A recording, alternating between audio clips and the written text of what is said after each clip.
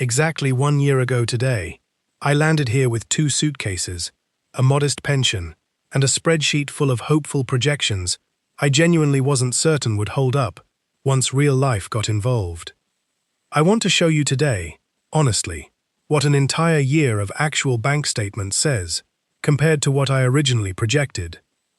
I'm not going to round numbers up to sound more impressive, and I'm not going to round them down to sound more frugal than I actually am. I'm going to walk you through my real, average monthly spending across 12 full months, category by category, because I think too many of these one-year update videos smooth over the messier months to present a cleaner story than reality actually produced. I spent 31 years as a postal supervisor, a steady but modest career that left me with a fixed pension and Social Security combined that had started feeling genuinely inadequate against my hometown's rising costs by the time I actually retired. I researched this move carefully over roughly 5 months before booking anything, building the original spreadsheet I mentioned, comparing projected costs here against my actual anxious monthly budget back home, a gap large enough that it felt almost too good to be true, which is exactly why I wanted to track real numbers this carefully once I actually arrived. I remember specifically cross-referencing multiple sources during that research period. Other retirees' posted budgets, official cost of living databases, and direct conversations with 2 expats already living here, deliberately avoiding relying on any single optimistic source that might have painted an unrealistically rosy picture before I'd actually committed to anything permanent. Rent has been my single largest, most consistent expense, $340 monthly for a 1-bedroom unit in a secure building, a price locked in through a full year's lease I negotiated before ever arriving, specifically to avoid any mid-year surprises. I want to be honest that this represents a mid-range choice rather than the absolute cheapest option available. I toured 6 apartments during my first week here before choosing this one, prioritizing proximity to a reliable hospital and a walkable market over squeezing out an additional $50 or $60 of monthly savings elsewhere. I remember specifically comparing 2 of those 6 apartments closely, one considerably cheaper, but a 20-minute walk from the nearest reliable clinic, the other slightly pricier, but close enough that I could walk there in under 5 minutes. I chose the more expensive option deliberately, understanding that healthcare proximity mattered more to my actual peace of mind than the modest monthly savings the cheaper unit would have provided. Utilities have genuinely surprised me with how much they actually vary, averaging $95 monthly across the year, but ranging anywhere from $65 during cooler months to as high as $140 during the hottest summer stretch, when I ran air conditioning considerably more than I'd originally planned for. I've learned, across this first year, to budget for that variability rather than assuming a flat monthly number, keeping a small buffer specifically for the hotter months, rather than being caught off guard the way I was during my first July here. I remember that first July specifically, opening my utility bill and feeling a genuine flash of alarm at how much higher it was than the previous months, before understanding, once I actually tracked the pattern across several years' worth of local climate data, that this specific seasonal swing was entirely predictable, rather than any indication my budget had gone genuinely off track. Groceries and food have averaged $215 monthly, a number that includes both home cooking from the local wet market and, honestly, more restaurant meals than I originally projected, particularly during my first 3 months, when cooking in an unfamiliar kitchen still felt more intimidating than convenient. That specific number dropped considerably once I actually learned the market, down to closer to $180 by month 6, proof that the first few months of any move like this genuinely cost more than the eventual settled routine will. I remember the specific market vendor who finally taught me which stalls offered the best prices for regular staples, a conversation that happened almost by accident around month 4, after which my grocery spending dropped noticeably within just a few weeks of applying her advice consistently. Transportation has averaged just $38 monthly, considerably less than I'd originally budgeted, mostly jeepneys and occasional ride-hailing for longer trips, since I chose not to purchase or maintain a vehicle here at all. I remember my original spreadsheet, projecting closer to $70 for this category, assuming I'd rely more heavily on ride-hailing apps out of unfamiliarity. Once I actually learned the local jeepney routes, considerably cheaper than I'd anticipated, this entire category came in well under my original conservative estimate. I remember a specific neighbor who patiently walked me through the exact jeepney routes I'd need for my regular destinations during my second week here, a single afternoon of instruction that ended up saving me considerably more than the modest transportation budget itself, simply by removing the anxious uncertainty that had originally pushed me toward more expensive ride-hailing defaults. Healthcare averaged $78 monthly across the full year, though that average genuinely obscures a specific difficult month I want to describe honestly. I had a minor kidney stone scare in month 7, requiring same-day imaging and a specialist consultation that alone cost $110 out of pocket, nearly 1.5 times my normal monthly healthcare budget in a single incident, though still dramatically less than the same emergency would have cost me back home, even with my previous insurance factored in. I remember the specific anxiety of that evening, genuine pain sending me to a local hospital I'd researched carefully but never actually needed to use for anything beyond routine checkups. The entire experience, from arrival to discharge with a clear treatment plan, took under 5 hours, and I remember feeling, despite the physical discomfort, genuine relief at how efficiently and affordably the actual care unfolded compared to what I remembered from similar emergencies back home. I want to be honest about month 7 specifically, because I think showing you the actual difficult month matters more than only showing you the comfortable average. That month, combining the kidney stone incident with a slightly higher utility bill from an unusually hot stretch, came to just over $1,100 total, nearly $200 above my typical monthly spending. A genuine test of whether my modest emergency buffer could actually absorb an unplanned combination of costs. I remember sitting down at the end of that specific month, adding up the actual totals, feeling a brief flash of genuine worry before reminding myself that this was precisely the kind of scenario my careful pre-move planning had specifically anticipated, rather than an unprecedented crisis I hadn't prepared for at all. I'd built a specific emergency fund before ever booking my flight here, understanding from research that unexpected costs happen regardless of how favorable the general cost of living looks on paper. That buffer absorbed month 7's overage without any genuine crisis, and I've since rebuilt it fully across the following months, a specific practice I'd recommend strongly to anyone researching a similar move, rather than assuming every single month will match a comfortable average.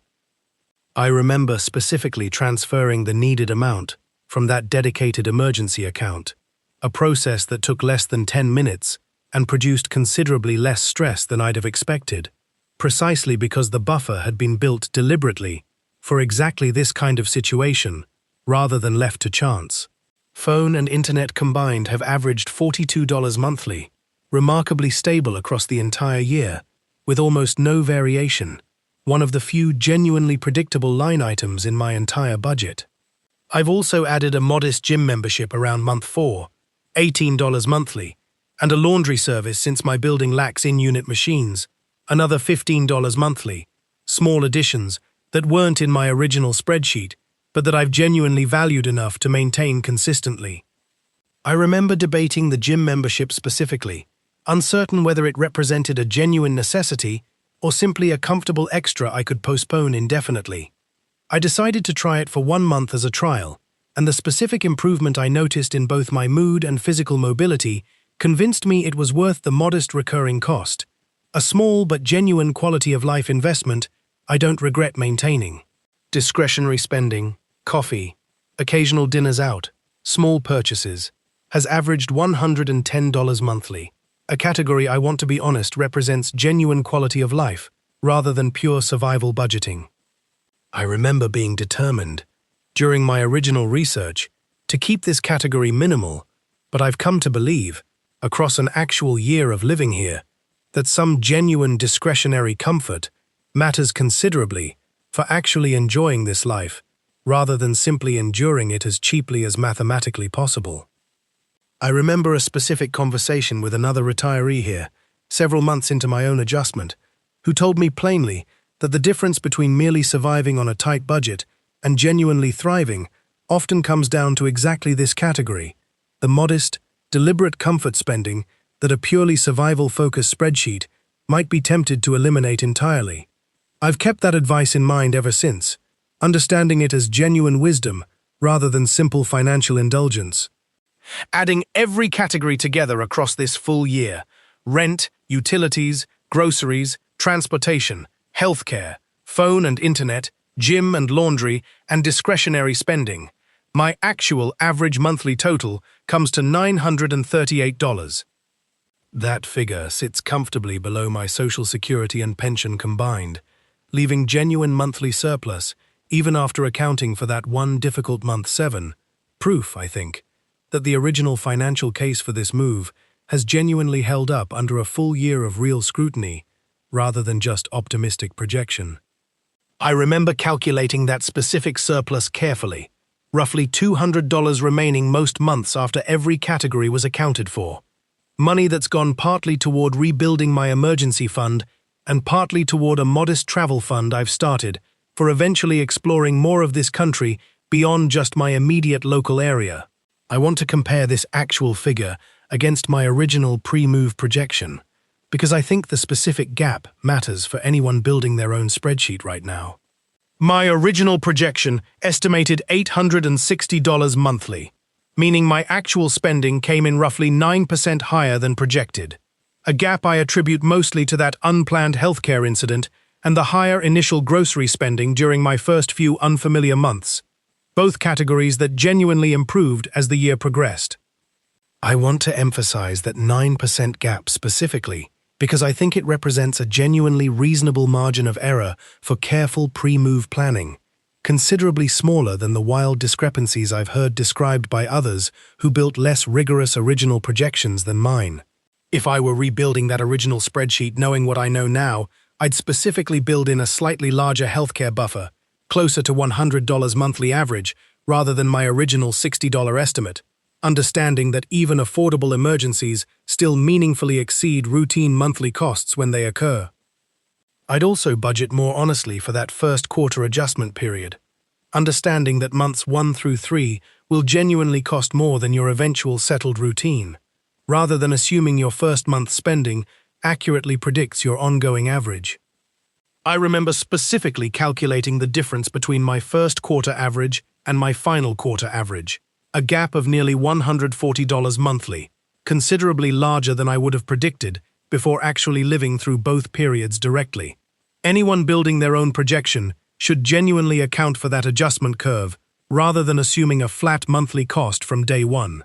I want to be honest that this entire breakdown, however useful, doesn't capture everything that actually matters about this year.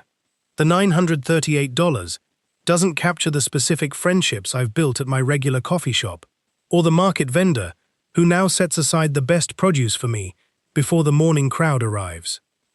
Budgets are useful precisely because they're honest, and I wanted to give you the honest number rather than a polished, rounded promise. But I'd be doing this update a disservice if I let the spreadsheet alone stand in for what this entire year has actually meant, beyond the arithmetic.